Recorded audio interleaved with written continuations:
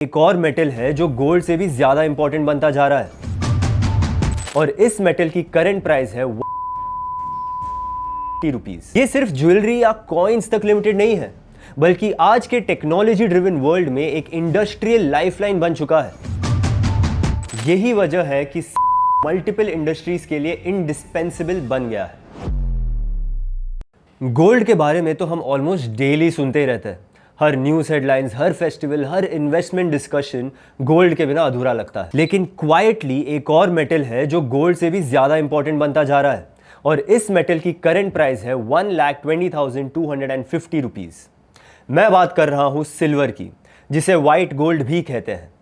ये सिर्फ ज्वेलरी या कॉइन्स तक लिमिटेड नहीं है, बल्कि आज के टेक्नोलॉजी ड्रिवन वर्ल्ड में एक इंडस्ट्रियल लाइफलाइन बन चुका है। मतलब आपके फोन, सोलर पैनल से लेकर इलेक्ट्रिक व्हीकल तक हर जगह सिल्वर यूज होता है, जिसकी वजह से डिमांड और प्राइसेस दोनों बूम कर रहे हैं। सबसे पहले बात करते हैं सिल्वर के यूजेस की, और ऑनेस्टली ये लिस्ट काफी फैसिनेटिंग है क्योंकि हम लोग सिल्वर के ऐसे यूजेस के बारे में सोचते भी नहीं है।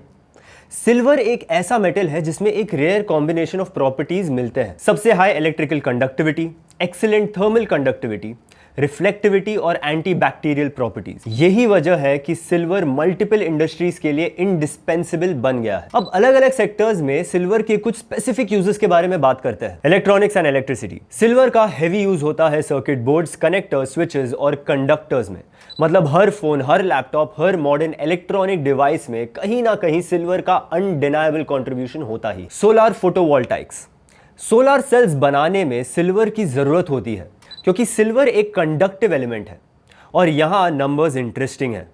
2013 में सिर्फ 50.5 मिलियन आउंसेस यूज हो रहा था और 2022 तक ये फिगर 127 मिलियन आउंसेस तक पहुंच गया। और कुछ प्रोजेक्शंस कहते हैं कि 2050 तक सिर्फ सोलर इंडस्ट्री ही आज के ग्लोबल रिजर्व्स का 85 to 98% कंज्यूम कर सकती है। मतलब फ्यूचर एनर्जी ट्रांजिशन की कहानी सिल्वर के बिना पूरी नहीं होगी। Jewellery and silverware. इंडिया में कल्चरल सिग्निफिकेंस तो सबसे ज्यादा है।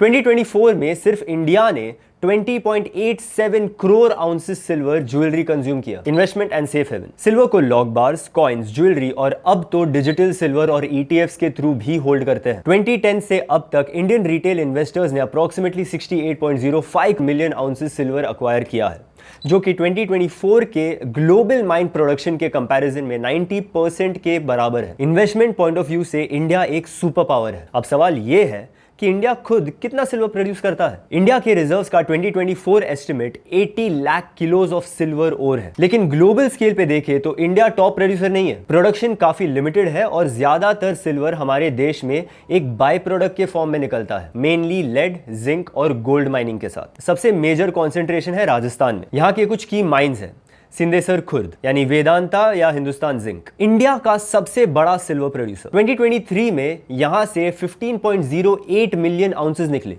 जो कि नेशनल आउटपुट का 25 to 30% था। ये माइन 2029 तक एक्टिवली चलता रहेगा। रामपुरा अगुछा यानी हिंदुस्तान जिंक, ये एक और लेड जिंक माइन है जो 2023 में लगभग 6.31 मिलियन आउंसेस सिल्वर प्रोड्यूस करता है। राजपुरा धरीबा, जवार और खयाद माइंस भी मेजर कॉन्ट्रीब्यूटर्स है और ये सब हिंदुस्तान जिंक लिमिटेड यानी HZL, जो वेदांता ग्रुप का हिस्सा है, के अंडर आते हैं। और अगर छोटी सोर्सेज देखें तो कर्नाटका के हुट्टी गोल्ड माइन और राजस्थान का खेतरी कॉपर कॉम्प्लेक्स भी रिफाइनिंग के दौरान ट्रेस अमाउंट्स में सिल्वर रिकवर करते हैं। अब जहां इंडिया का डोमेस्टिक प्रोडक्शन लिमिटेड है, वही डिमांड काफी ज्यादा है। इंडिया की सिल्वर डिमांड इतनी हाई है कि हम अपने डोमेस्टिक प्रोडक्शन से उसे पूरी तरह मीट नहीं कर पा रहे। इसीलिए इंडिया हेवीली डिपेंडेंट है इंपोर्ट्स पे। इसके पीछे ड्राइवर्स है industrial demand, specially solar and electronics, और इन्वेस्टमेंट डिमांड। इंपोर्ट ड्यूटी ने भी एक बड़ा रोल प्ले किया है। मिड 2024 में ड्यूटी रिड्यूस हुई फ्रॉम 15% to 6% और उसके बाद इंपोर्ट्स एक्सेलरेट हो गए। एक और बड़ा डेवलपमेंट हुआ था जब इंडियन इंटरनेशनल बुलियन एक्सचेंज यानी IIBX की एस्टैब्लिशमेंट हुई। इसके थ्रू ट्रेडर्स अब lower duty, that is 9% duty plus 3% value add tax पे सिल्वर इंपोर्ट कर पाते हैं। बैंक्स अब इंपोर्ट करना कम कर चुके हैं क्योंकि उनको अभी भी हायर ड्यूटी लगती है, लेकिन प्राइवेट ट्रेडर्स और रिफाइनर्स IIBX के थ्रू एक्टिवली इंपोर्ट कर रहे हैं। की इंपोर्ट सोर्सेज में UAE, ब्रिटेन और चाइना शामिल है और ट्रेड अग्रीमेंट्स जैसे CEPA यानी कॉम्प्रिहेंसिव इकोनॉमिक पार्टनरशिप अग्रीमेंट ने UAE इंपोर्ट्स को और कॉम्पिटिटिव बनाया है। ये तो हो गई ओवरऑल इंडस्ट्री की बात।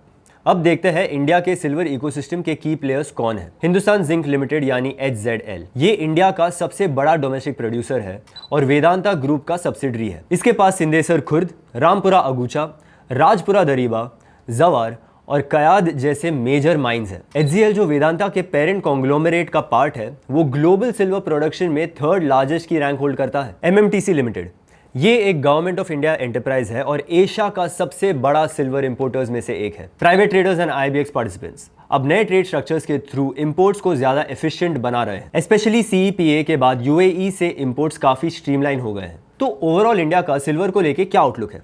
सिल्वर की कहानी इंडिया में एक यूनिक बैलेंस पे बेस्ड है।